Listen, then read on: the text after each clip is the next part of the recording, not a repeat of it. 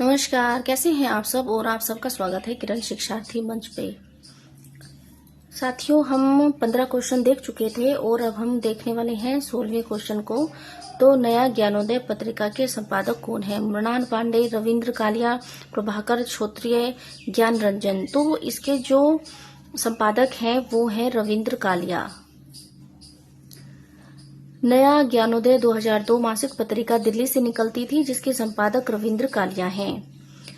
यहाँ पर संपादक दिए गए हैं, यहाँ पर पत्रिका और यहाँ पर प्रकाशन वर्ष और यहाँ पर प्रकाशक स्थल दिया गया है। रविंद्र कालिया नया ज्ञानोदय मासिक पत्रिका थी, 2002 में प्रकाशित हुई और दिल्ली इसका स्थल था। प्रभाकर क्षोत्रिय वागार्थ मासिक पत्रिका 1995 कलकत्ता। ज्ञान रंजन पहल त्रैमासिक 1960 जयपुर। दक्षिण भारत हिंदी प्रचार सभा का मुख्यालय कहाँ है? बेंगलुरु, चेन्नई, हैदराबाद, एर्नाकुलम। तो दक्षिण भारत हिंदी प्रचार सभा का जो मुख्यालय है वो चेन्नई में है। दक्षिण भारत हिंदी प्रचार सभा 1915 ईस्वी का मुख्यालय चेन्नई में है। इसके संस्थापक महात्मा गांधी थे। अगला प्रश्न देख लेते हैं। व्यंजना शक्ति का कार्य क्या है? मूल अर्थ को व्यक्त करना, प्रयोजन को व्यक्त करना, मुख्यार्थ की व्याख्या करना, मुख्यार्थ में छिपे अकथित अर्थ को व्यक्त करना। तो इसका जो आंसर है डी, मुख्यार्थ में छिपे अकथित अर्थ को व्यक्त करना। अब शक्ति के कितने प्रकार होते हैं? अभेदा, लक्षणा और व्यंजना। व्यंजना शब्द शक्ति, इसका कार्य है मुख्यार्थ में छिपे अकथित अर्थ को व्यक्त करना। यहाँ पर पूछा गया है कि विखंडनवाद के प्रवर्तक कौन है? देरिदा, लेविस, फुकुयामा, ग्रामशी। तो विखंडनवाद के जो प्रवर्तक हैं वो देरिदा हैं। विखंडनवाद के प्रवर्तक का नाम जॉक देरिदा है, जो फ्रांस के दार्शनिक, भाषाविद और आलोचक हैं। अगला प्रश्न है, काव्य में नरवैयक्तिक के सिद्धांत की स्थापना किसने की? कोलरिज ने, मैथ्यू अर्नोल्ड ने, टी.एस. इलियट ने, आई.ए. रिसर्च ने। तो इसका जो आंसर है वो टी.एस. इलियट ने। यहाँ पर प्रवर्तक और सिद्धांत दिए गए हैं। कोलरिज कल्पना, इलियट नरवैयक्तिकता, रिसर्च मूल सिद्धांत, संप्रेषण सिद्धांत। यहाँ पर स्थापनाएं दी गई हैं और तर्क दिए गए हैं कि कौन सा सही है, कौन सा गलत है। भक्तिकालीन हिंदी कविता लोकमंगल के प्रति समर्पित है।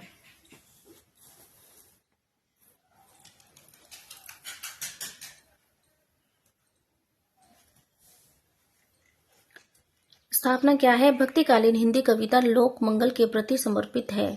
लोकहित भक्ति काव्य का मुख्य उद्देश्य है।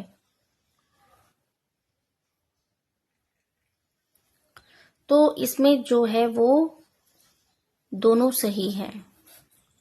भक्तिकाल मुख्यतः दो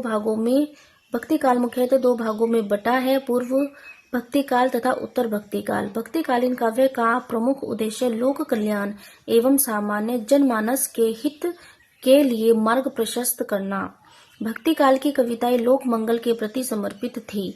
भक्तिकाल में काव्य पर परंपरा की 3 शाखाएं सगुण भक्ति काव्य परंपरा, निर्गुण भक्ति काव्य परंपरा तथा सूफी प्रेमाख्यान और काव्य परंपरा प्रचलित थी। अब 22वें क्वेश्चन में स्थापना क्या दी गई है? योगी होगा पहला कवि, आह से उपजा होगा गान, उमड़कर आंखों से चुपचाप वही होगी कविता अनजान। तो तर्क क्या है? कविता की मूल प्रेरणा वेदना है।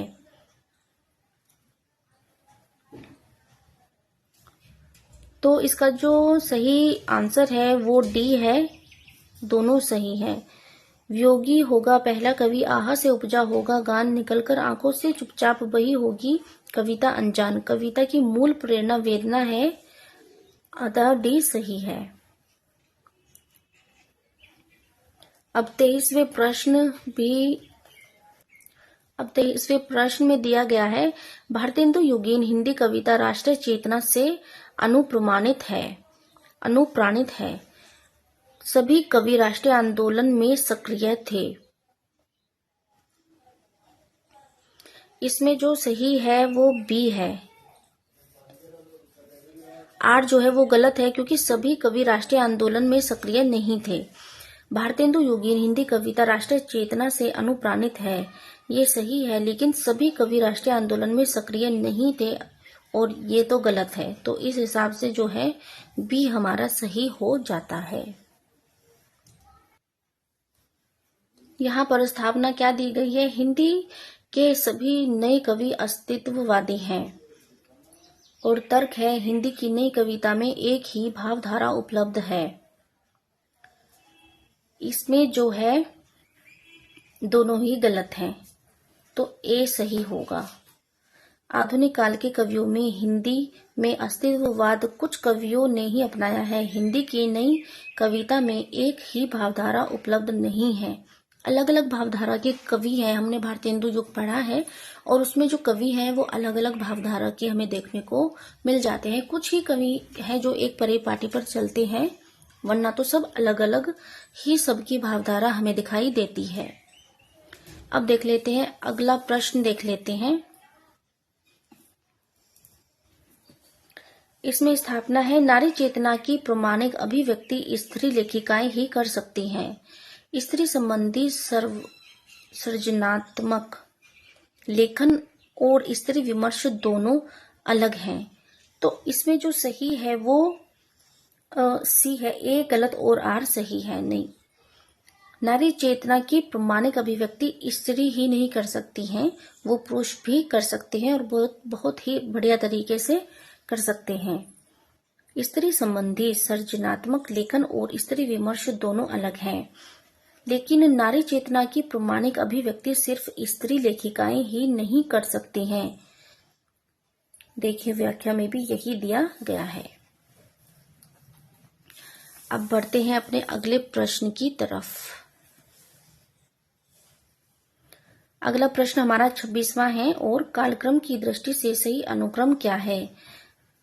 ये पत्रिकाएं हैं और हमें इन्हें क्रम के अनुसार लगाना है। तो क्रम के अनुसार जब हम इन्हें लगाएंगे तो हमारा कौन सा सही आएगा? सी सही है। पहले बंगदूत, फिर हिंदी प्रदीप, फिर ब्राह्मण और फिर हंस। अब इनका प्रकाशन वर्ष भी हम देख लेते हैं। बंगदूत जो है वो 1829 में है और इसका प्रकाशन स्थान जो है वो कलकत्ता है और संपादक है राजा राममोहन राय। हिंदी प्रदीप मासिक पत्रिका होती थी, 1877 प्रकाशन वर्ष है, इलाहाबाद से, और बालकृष्ण भट्ट इसके संपादक हैं। ब्राह्मण मासिक पत्रिका 1883 कानपुर प्रताप नारायण मिश्र। हंस मासिक पत्रिका 1930 बनारस प्रेमचंद। अब अगला प्रश्न देख लेते हैं। 27वां, निम्नलिखित उपन्यासों का कालक्रम अनुसार सही अनुक्रम क्या है? अब हमें इनका कालक्रम बताना है। यहाँ पर कुछ उपन्यास दिए गए हैं और उनका कालक्रम हमें बताना है। सूरज का सातवां घोड़ा, शेखर एक जीवनी, कंकाल, परीक्षा गुरु, ये हमारा डी सही है। परीक्षा गुरु, कंकाल, शेखर एक जीवनी, सूरज का सातवां घोड़ा। यहाँ पर उपन्यास है, प्रकाशन वर्ष है और उपन्यासकार है। परीक्षा गुरु 1882 ईस्वी लाला श्रीनिवास दास। कंकाल 1929 ईस्वी जयशंकर प्रसाद। शेखर एक जीवनी 1941 ईस्वी अज्ञेय। सूरज का सातवां घोड़ा 1952 धर्मवीर भारती। अब देख लेते हैं अगला प्रश्न।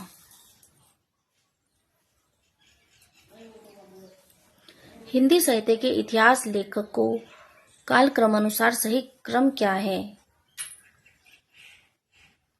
ये वो हैं जिन्होंने हिंदी साहित्य के इतिहास का लेखन कार्य किया है और हमें इन्हें इनके कालक्रम अनुसार लगाना है। रामचंद्र शुक्ल, मिश्र बंधु, गारसा दत्तासी, शिवसिंगर। तो सबसे पहले आएंगे गारसा दत्तासी, शिवसिंगर, मिश्र बंधु और आचार्य रामचंद्र शुक्ल। तो हमारा डी सही है। देखिए सबसे पहले गारसदातासी शिव सेंगर मिश्र बंधु आचार्य रामचंद्र शुक्ल। गारसदातासी इस तिवारदा लाले त्रियतुर एंतुई हिंदुस्तानी 1839 ईस्वी। शिव सिंह सेंगर शिव सिंह सरोज होता है यहाँ पर 1883 ईस्वी। मिश्र बंधु विनोद 1913 ईस्वी। आचार्य रामचंद्र शुक्ल हिंदी साहित्य का इतिहास 1929 ईस्वी। अगला प्रश्न देख लेते हैं। कालक्रम की दृष्टि से निम्नलिखित नाटकों का सही अनुक्रम क्या है? आषाढ़ का एक दिन, लहरों के राजहंस, आधे अधूरे, पैर तले जमीन। तो इसमें ये पहले वाला ही सही है।